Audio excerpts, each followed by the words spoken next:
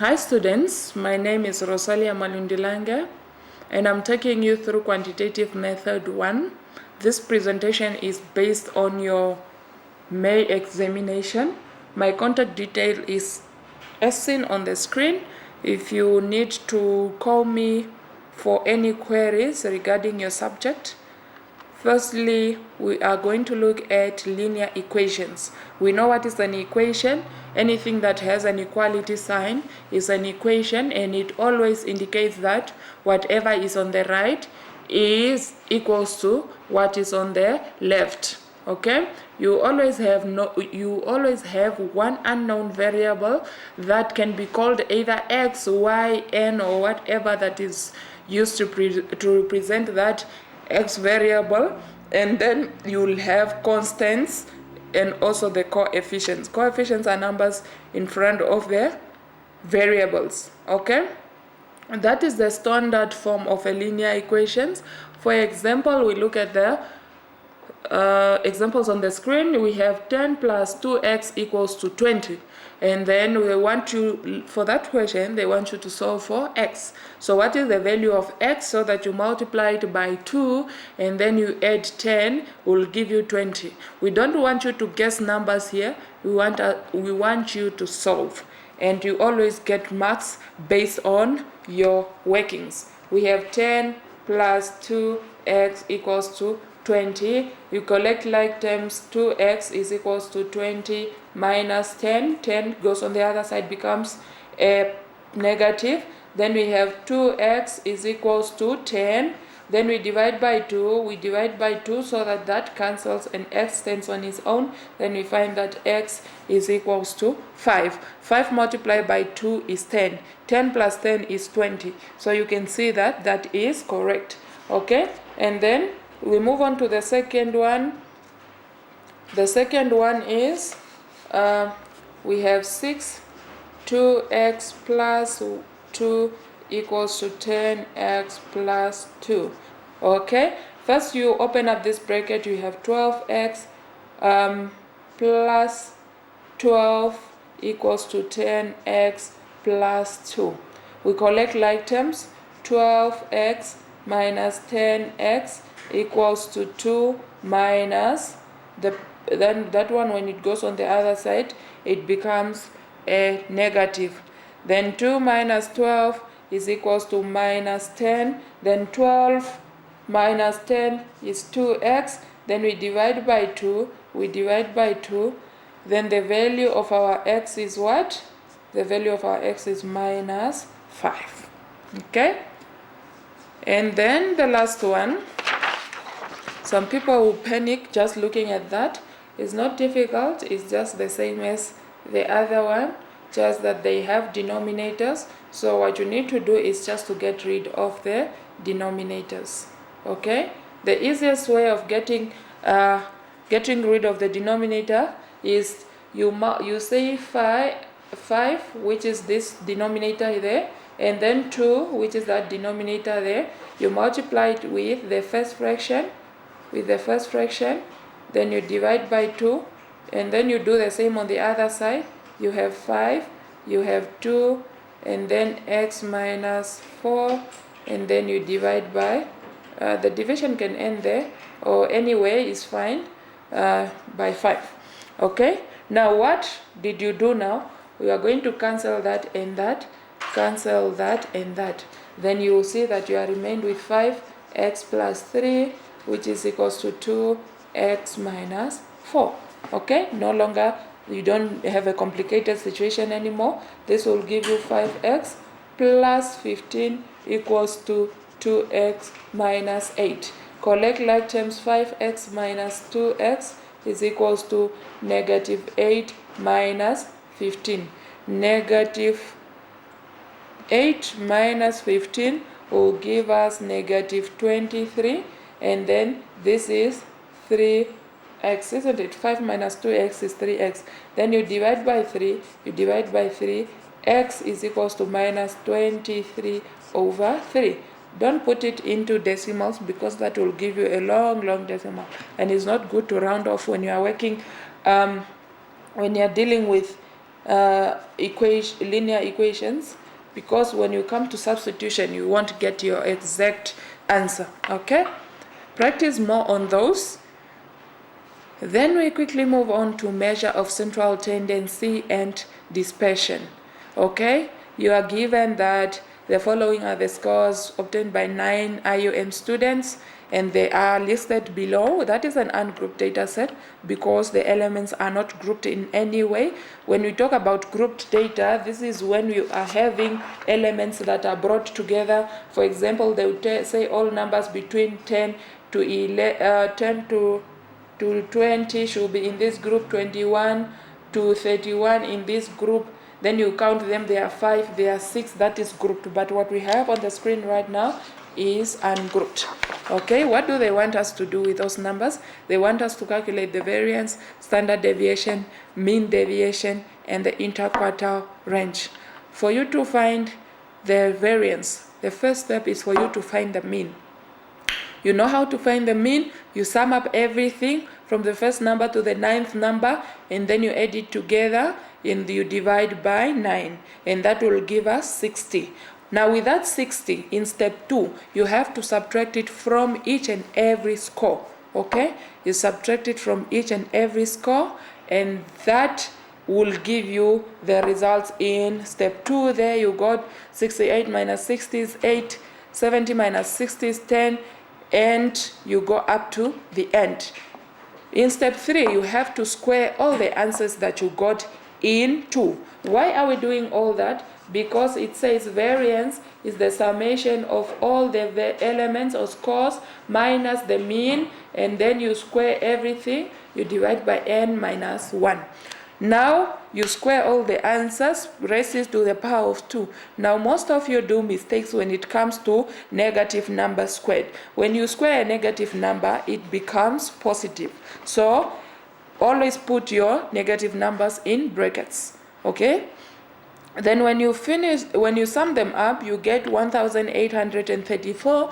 Then when you divide it by 8, which is n minus 1, n is 9, minus 1, it becomes 8. Then you get 229.25. If you take the square root of that answer, square root of 229.25, then that gives you a standard deviation, and it's equals to 15.14. The mean deviation.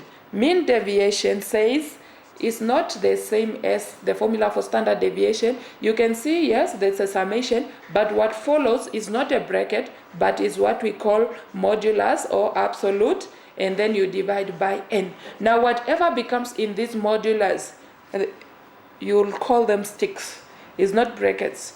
Becomes positive. So whatever you get there, you should tend to positive. If you look at 50, the third one, 50 minus 60, that's supposed to give you a minus 10. Because it's in those modulus, it becomes positive. Sum everything together, divide by 8, and then you get your answer of 15.25. Okay?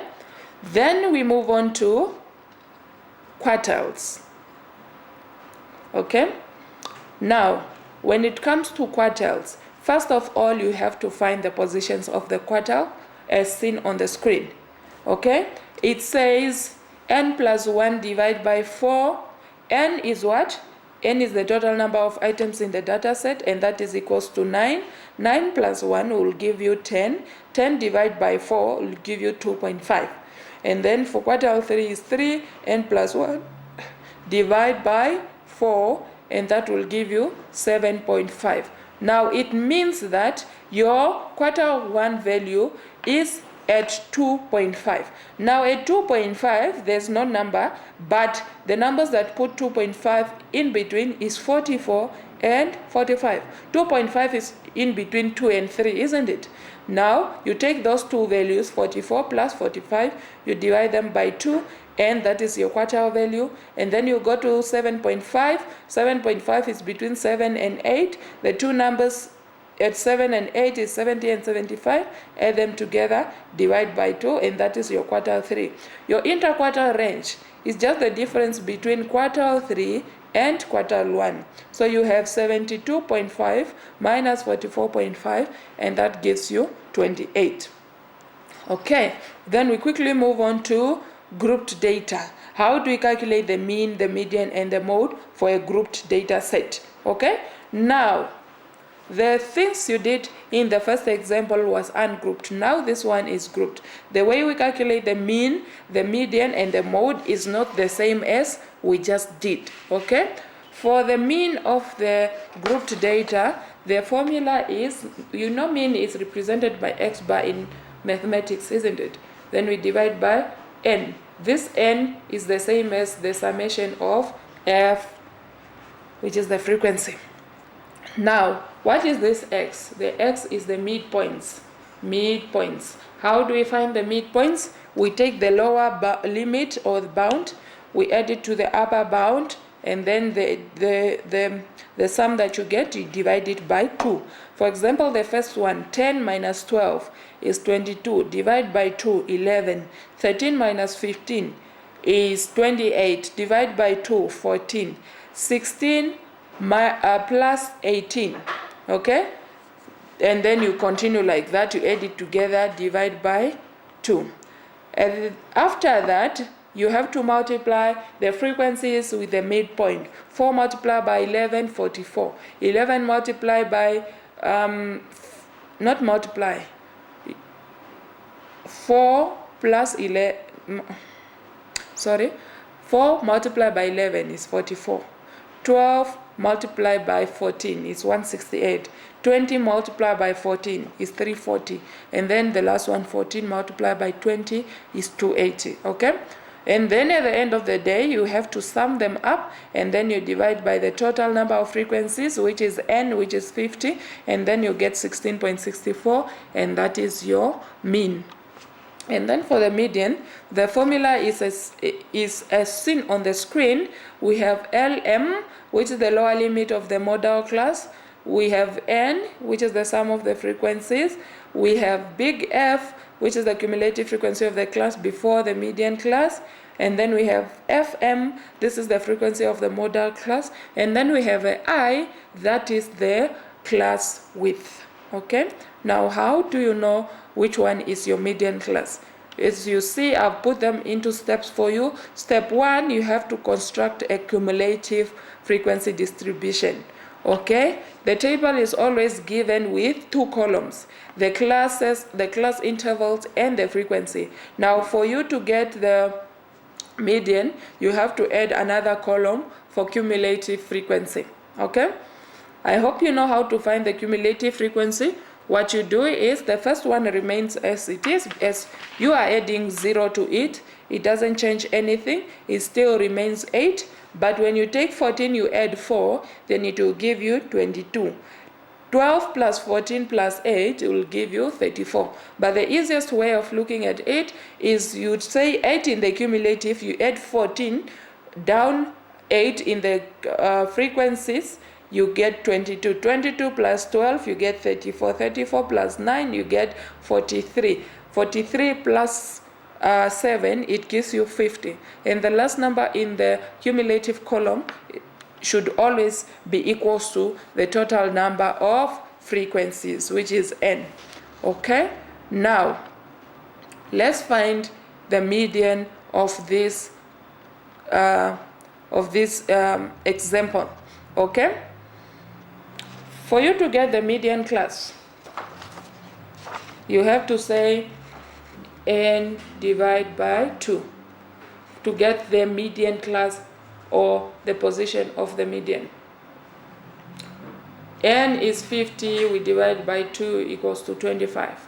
We go to the cumulative column, we look for the first value greater than or equals to 25, and in the cumulative column we will see that 34 is the first value greater than or equals to 25. Okay? It's not equal, but it's greater than. Okay, 43 is greater than, but it's not the first one. 50 is greater than, but it's not the first one. So we always have to look for the first number greater than or equals to the answer of n divided by 2. Now that 34 belongs to which class? 34 belongs to the third class of 21 to 30. Now this class is our median class. It's not because it's in the middle of, there's 2 above and 2 below. No, it's because 25 will fall into that category with its rule of saying the first number greater than or equals to 25 in the cumulative column. Now, we go back to the formula. The formula says median should be LM. LM is the lower limit of that class. That class is 21 to 30. The lower limit is 21 plus N is 50 divided by 2 minus F. The big F is the cumulative frequency of the class above the median class. And that is equals to what? 22. The one above 34 is 22. Then we multiply by I. I is equals to what? Is equals to 9. Okay. Then why do we say I is 9? Is because it's not 9. Is the difference between the upper bound and the lower bound. The upper bound is what? 12. The lower bound is 10. The width there is 2. And also 15 minus 13 is 2. 18 minus 16 is 2. 21 minus 19 is 2. Okay? Then we divide by the frequency of the modal class. Not modal, but median class. Frequency of the median class is what? Frequency of the median class is 12. Then we divide by 12 there. Okay, then we work it out. If we work it out, it will be 50 divided by 2, 25. 25 minus 22 is 3. 3.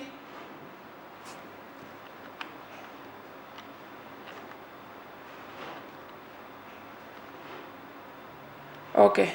Now I see these two tables are not the same, okay? But the one that we are using for the median is the one above, and the one above, the difference between the upper and the lower is 10. So we are still on the right track. So 50 divided by 2, 25. 25 minus 22 is 23. Not 23, but 3. 3 multiplied by 2 is 6. 6 divided by 12. 6, you divide it by 12, you get 0.5. Now your answer will be 21 plus 0.5, and that will give us what? 21.5. Okay? Based on this table. And then we move on to mode.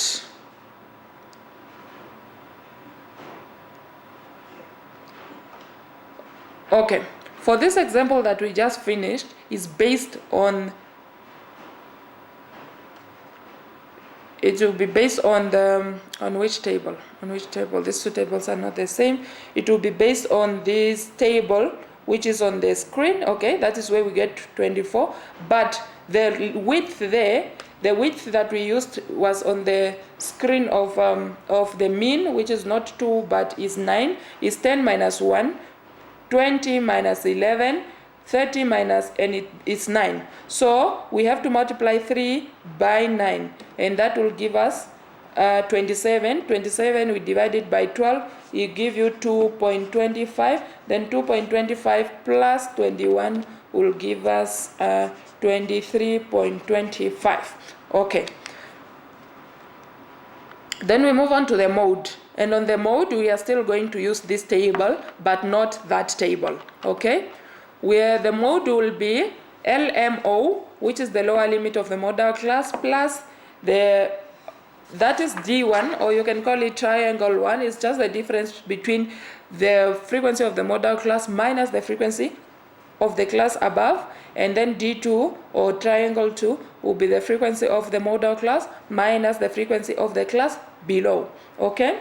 Now mode there, okay, based on this table, which class have the highest frequency? Is the class of 11 to 20, because it has 14, and 14 is the highest recorded there. So the lower limit of that class is what? Is 11 plus.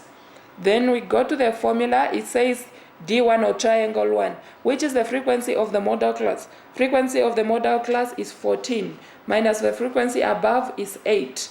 Okay? Then our I here, the I on the formula there, okay, at the end of the bracket is the class width. The class width is what? 20 minus 11 is 9. Then we divide by delta 1 is the same, 14 minus 18 plus delta 2, 14. What is the number below? What is the number below 14? Is 12, okay? Then we have 11 plus 14 minus 8. 14 minus 8 will give us 6. 6 multiplied by 9 will give us 54. So there will have 54 divided by what? 14 minus 8, which is 6, plus 14 minus 12, which is 2. Then 54 divided by 8. We are going to divide it by 8. It will give us 6.75. So we add that to 11. So our answer is 17.75. That is our median class. You can practice more on this as you are expected to know them for your exam. Okay? Then the standard deviation. Standard deviation of a grouped data. It says is the summation of the frequencies multiplied by the midpoints to the power of 2, and then you divide it by the sum of the frequency, you minus the mean squared. I showed you how to find the mean, right? How do we find the mean? For us to find the mean, let me see, which mean did we use here? 16.64. Okay. Let's say our mean was 16.64. Remember, mean, I said you have to take your frequencies multiplied by the midpoints, sum it up, okay, and then you divide by the sum of the frequency, okay? But that mean there is not the exact one that you are going to get. We are just using the one that we calculated for me to show you what is that you're supposed to put there. But you can do it on your own at your own time, and then you just follow the steps, okay? The mean is found by that formula there. And then the top part of the formula, you have to create the column of the midpoints, which is the third one there. 10 plus 12 is 22, divided by 2, 11. 13 plus 15 is 28, divided by 2 is 14, and you continue like that. And then you have to square the midpoints. 11 squared is 121. 196 squared, no, I mean 14 squared is 196, 17 squared is 289, and then 20 squared is 400, okay? Then you have to multiply the frequency and the midpoints that are squared. The frequency, the first frequency is 4. You multiply by the midpoint that is squared is 121, and then you get 484. And you do the same. At the end of the day, you sum it up, and then you divide by 50, which is the sum of the frequencies. You minus the mean to the power of 2, okay? Remember that mean there is just a hypothetical, not hypothetical, but we found it in the first example of grouped data. But you have to find for this exact problem, then you minus them, you get 7.4304, and then the square root of that variance is your standard deviation, and then the square root of 7.4304 is equals to 2.73, okay? Then we quickly move on to the equation of a straight line. The equation of a straight line, it's always given as y equals to mx plus c, and you know that is the grade 12 book. Is it grade 12 or grade 8 book that you can use to study as well for mathematics? Now, y is the dependent variable, m is the gradient, x is the independent variable, and c is the y-intercept. Now you are given an equation. Find the equation that passes through the coordinates. The equation that they mean here is y equals to mx plus c. Now what do they want you to do? They want you to find the value of m, and to find the value of m you use the formula y2 minus y1 divided by x2 minus x1. Okay, now the y2 in the second coordinate is -1, in the first coordinate is 1, divided by x in the second coordinate is 2 minus the x in the first coordinate, that will give is 3, and this will give us -2 over -1, and our answer is a +2. Now that we got a +2, okay, we say y equals to mx plus c. For us to find our c, we have to take one of the coordinates. Let's say we are taking the first coordinate. What is this 3? The 3 is the x there. What is our m? Our m is the 2 that we just found. What is y? Y is 1. Then we add c. So we bring 6 on this side. Will be 1 minus 6, and that will give us c. So our c is equals to what? 1 minus 6 is what? It's -5. So to finalize the answer, the equation that passes through the 2 points is equals to 2x minus 5. Okay, you can practice more on that. Then we move on to commissions, salaries, and wages. Let's look at this Sanlam story here. A Sanlam sales executive is paid a fixed wage of 2,500 per week, and is also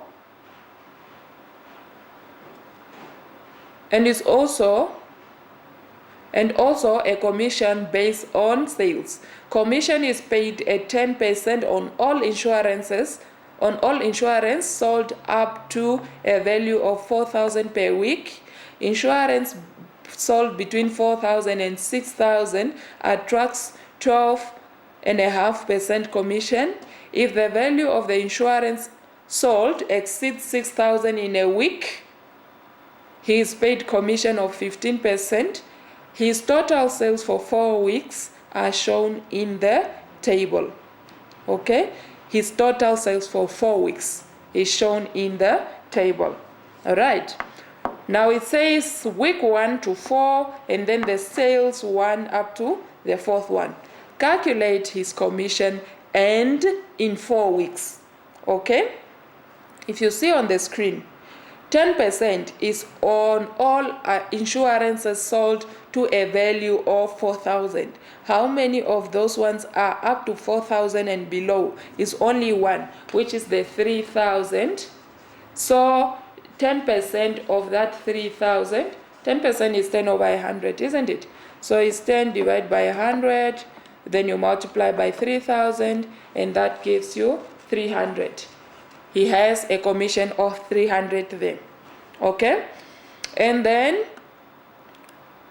the second week, this person sold 7,000. Okay, and if you look at the statement there, insurance sold exceeds 6,000 is paid 15%. So that will be 15 of 100 multiplied by what? Multiplied by 7,000. How much is the person getting there? 15 divided by 100 multiplied by 7,000. That is, what did I do? 15 divided by 100. Then we multiply by 7,000. Then the person will get $1,050. And then the one for 5,500. How much commission will that be? Between 4,000 and 6,000. That will be 12.5%. We multiply 12.5% of 100. So 12.5 divided by 100 gives us 0.125. You multiply by 5,500, and that will give you a commission of 687.50 cents. And then the last one, 8,000, will attract 15 commission. Okay, 8,000. So 15 divided by 100 is 0.15 multiplied by 8,000 will give a commission of 1,200. Now calculate his commission and for the 4 weeks. For the 4 weeks, the commission will just be the sum of all this, okay? The sum of all that will give us what? You can do it on your own. It's very, very simple. And then B, calculate his total income. Total income will include the commission and the fixed wage. Remember, the 2,500 is per week. So in 4 weeks, it will be how much? 2,500 multiplied by 4. And that will give us 10,000. Then it will be 10,000 plus the sum of that. This plus that plus that plus that. You add it here, and that will be his total income. Now, it follows again that they need, if the tax payable is 30% of his total income, calculate the tax to be paid and the net income. Okay, now then, let's say if you sum up everything here, will give you, for example, let's say 3,000. Okay, then you say 3,000 plus 10,000 will give you 13,000, isn't it? It will give you 13,000, for example, okay, if that is what we got. Then 30% of the 30% that will go on tax on the 13,000 will be how much? Will be 3,000 on tax. You are going to pay, this person will pay 3,900. So the net will be 13,000 minus 3,000 minus 3,900, and that is the net. Okay, all the best for exams, and call me for any questions on this topic, not topic but subject.